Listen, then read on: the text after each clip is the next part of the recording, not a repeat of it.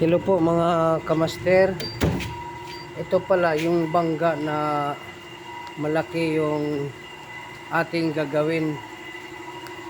Lalatiruhin natin yan para yan, ikutan muna natin. Yan. I-wash over natin yan mga kamaster.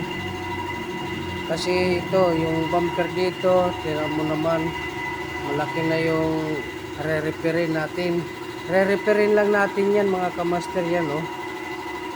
Ipa-primer natin muna yung ilalim. Tapos lalagyan natin ng kanyang yero.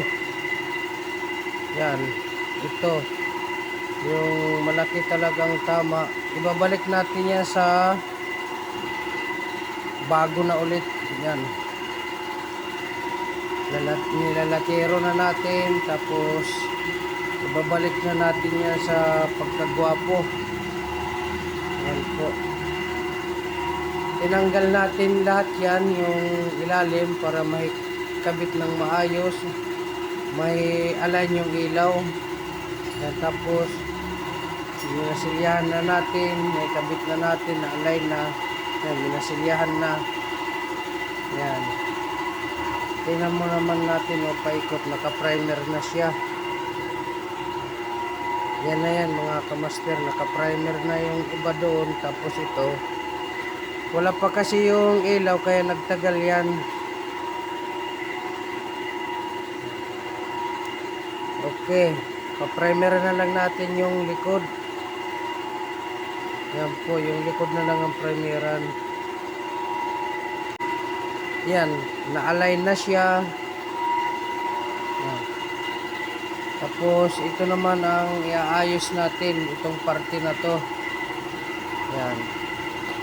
Kasi bukas ikukuha na natin to, ipipinish na. Yan, ikutan muna natin mga kamaster. Ito, naayos na rin yung bumper, pa-primer na lang natin to. Hindi na natin pinalitan ng bago yan, yung bumper na yan.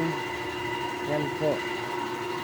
Pa-primeran natin ngayon yan, tapos bukas ipipinish na natin. Yan, katulad nito, yung bubong, okay na po. Tapos yung rear bumper, primeran na lang yan, para may habol natin bukas. May ipipinish natin. Papakita ko to sa inyo bukas mga kamaster. Yan. Ikutan natin dito mga kamaster sa kabila.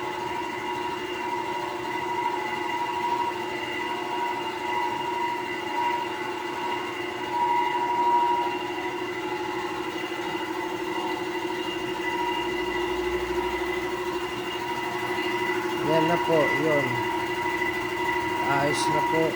Bali, naayos na natin lahat.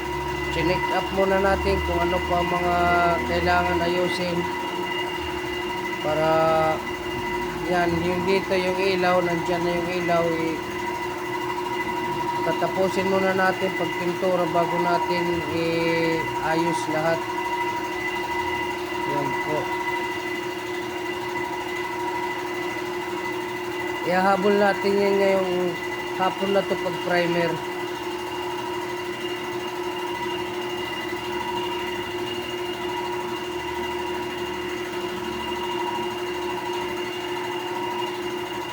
Ikot-ikot muna tayo.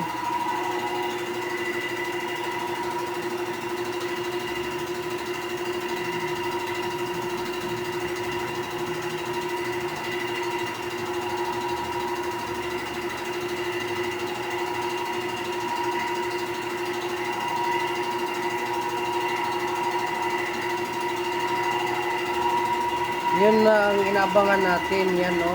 Binalik natin sa pagkabago. Yan, yung malaking sira dyan, yung malaking bangga. May balik natin ang maayos. Yan o, tingnan nyo naman.